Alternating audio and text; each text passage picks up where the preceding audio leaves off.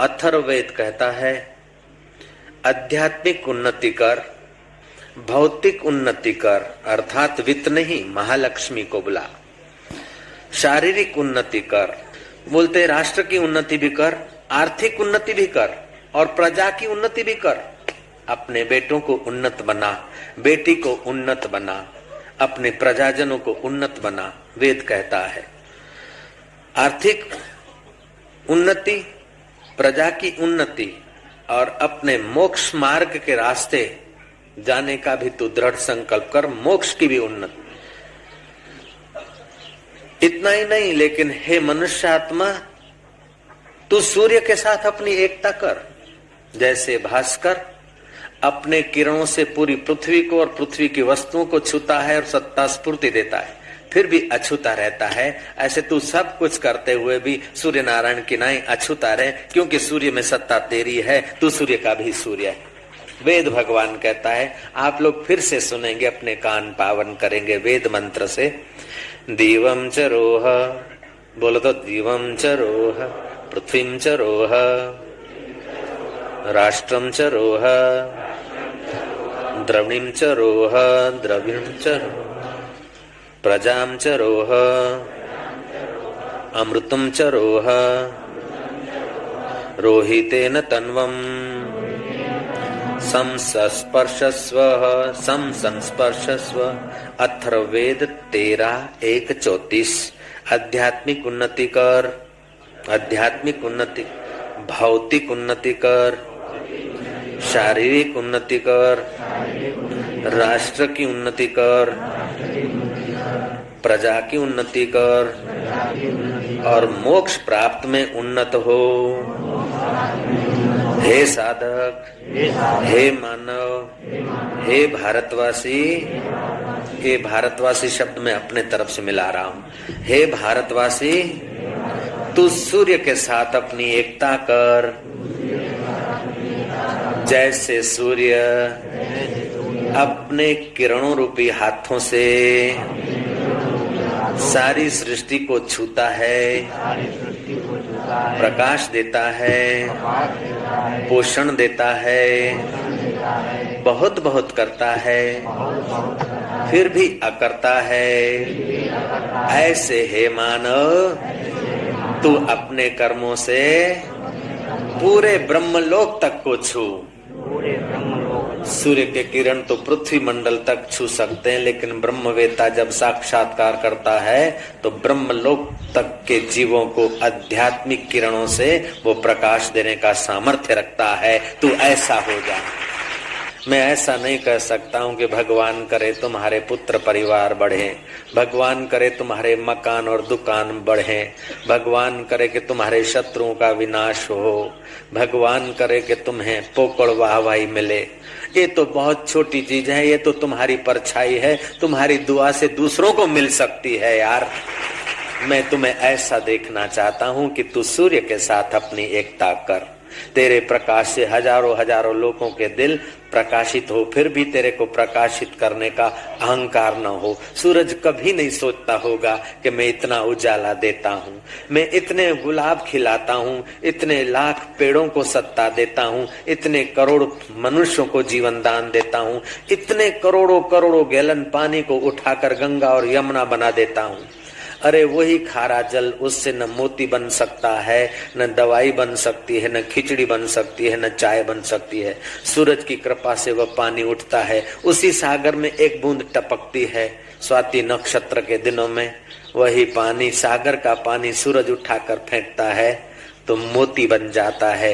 ऐसे साधक तू आत्म सूरज में आ जा, फिर शास्त्र रूपी सागर से उठाकर कोई भी बात तू संसार में पटकेगा तो तेरी बात मोतियों से भी महंगी हो जाएगी। मैं ऐसा ही आशीर्वाद देना चाहता हूँ, क्योंकि मुझे मेरे लीलाशाह बापू ने इसी प्रकार का आशीर्वाद और कृपा दी थी, तो मैं हल्का क्यों दूं, छोटा आशीर्वाद क्यों दूं। हम तो चाहते कि राम की नाई, कृष्ण की नाई हजार हजार विघ्न और बाधा आ जाए, फिर भी तुम मुस्कुराते हुए जीना सीख लो। अपने दुख में रोने वाले तू मुस्कुराना सीख ले, औरों के दुख दर्द में आंसू बहाना सीख ले। आप खाने में मजा नहीं जो औरों को खिलाने में मजा है। अपने दुख में रोने वाले तू मुस्कुराना सीख ले। जिंदगी है 4 दिन की, तू किसी के काम आना सीख ले। समाज के काम तुम्हारा शरीर आएगा, कुटुंबियों के काम और धर्म के काम तुम्हारा धन आएगा, लेकिन तुम तो परमात्मा के काम आओगे, क्योंकि परमात्मा प्रेम के भूखे और प्रेम करने की शक्ति तुम्हारे पास है। डरते क्यों हो? जिस चीज की भगवान को भूख है वो स्टॉक तुम्हारे पास है। नेवर माइंड, चिंता भय पलायनवादी विचारों को आज से कुचल फेंको। भगवान प्रेम के भूखे हैं, शास्त्र बोलते हैं, संत बोलते हैं, भगवान स्वयं बोलते हैं। फलाना धनवान राजी हो जाए, फलाना सेठ राजी हो जाए, फलाना नेता राजी हो जाए, ये ठीक है, लेकिन नेता में, सेठ में, धनवान में जो बैठा है तो उसको राजी कर, फिर सब तेरे को राजी ही मिलेंगे। बस यही हमारा शुभ भाव है और यही प्रार्थना है। आशीर्वाद कह लो तो शायद यही आशीर्वाद है। इससे दूसरे आशीर्वाद हमको गुरु जी ने सिखाए नहीं। हम लाचार हैं, अपनी ओर से क्या दें? हम अपनी ओर से आपको प्रणाम करते हैं। भगवान वेदव्यास जी ने विश्व का सर्वप्रथम ग्रंथ, विश्व का आर्ष ग्रंथ ब्रह्मसूत्र, उसमें लिखा है अथा तो ब्रह्म जिज्ञासा। तुझे कुछ जानना है तो उस एक को जान जिससे सारा जाना जाता है। तुझे कुछ पाना है तो उस एक को पा जिससे सब पाया जाता है। तुझे मिलना है तो उस एक से मिल जिससे तू सबसे एक के साथ मिल पाए। तो जीवन की डायरी में लिखो ब्रह्म जिज्ञासा, अर्थात तो ब्रह्म जिज्ञासा। ब्रह्म जिज्ञासा विवेक के विकास से उपलब्ध होती है और विवेक के नाश से ब्रह्म जिज्ञासा का नाश होता है। विवेक के विकास में ब्रह्म जिज्ञासा विकास होता है। विवेक के विकास में जीवन सर्वांगी विकसित होता है। श्रद्धा की जगह पर अश्रद्धा न आने पाए, प्रयत्न की जगह पर प्रमाद न आने पाए, सतर्कता की जगह पर, स्फूर्ति की जगह पर आलस्य न घुस जाए, कर्म की जगह पर अकर्मणता न आ जाए, कर्तव्य सन्मुखता की जगह पर कर्तव्य विमुखता न आ जाए। इस बात का विवेक करना चाहिए। ये विवेक होगा तो मिलने में देर नहीं। पिया से मिलने में देर तब तक लगती है जब तक हमारा श्रद्धा की जगह पर अश्रद्धा, प्रयत्न की जगह पर प्रमाद, तत्परता की जगह पर आलस्य, कर्म की जगह पर अकर्मणता, कर्तव्य सन्मुखता की जगह पर कर्तव्य विमुखता बनती है। जितने अंश में ये दोष आते हैं विवेक की कमी से, उतने अंश में पिया से मिलने में देर लगती है, जिज्ञासा के उठने में देर लगती है। मिलने में देर लगने का कारण है कि हम योग्य बनने में देर कर रहे हैं। मनुष्य मात्र मुक्ति चाहता है, गरीबी से मुक्ति चाहता है, बीमारी से मुक्ति चाहता है, अपमान से मुक्ति चाहता है, दुखों से मुक्ति चाहता है, पराधीनता से मुक्ति चाहता है। मुक्ति तुम्हारा जन्म सिद्ध अधिकार है और तुम्हारी जन्म सिद्ध चेष्टा है। छोटा सा जीव जंतु भी बंधन नहीं चाहता है, तो मनुष्य बंधन कैसे चाहता होगा? मोक्ष तुम्हारा स्वभाव है और मोक्ष पाना तुम्हारा हक है। गलती ये होती है कि हम विवेक का आश्रय नहीं लेते हैं। श्रद्धा की जगह पर अश्रद्धा, तत्परता की जगह पर प्रमाद। और ये प्रमाद क्यों होता है? परिस्थिति, साधन, सामग्री, इनका हम सदुपयोग नहीं कर पाते हैं। परिस्थिति को साधन सामग्री मानना ये दोष है।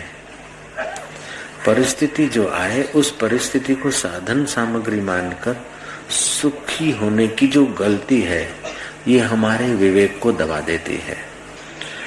मिलने में देर होने का कारण है कि विवेक का हम आदर नहीं करते हैं।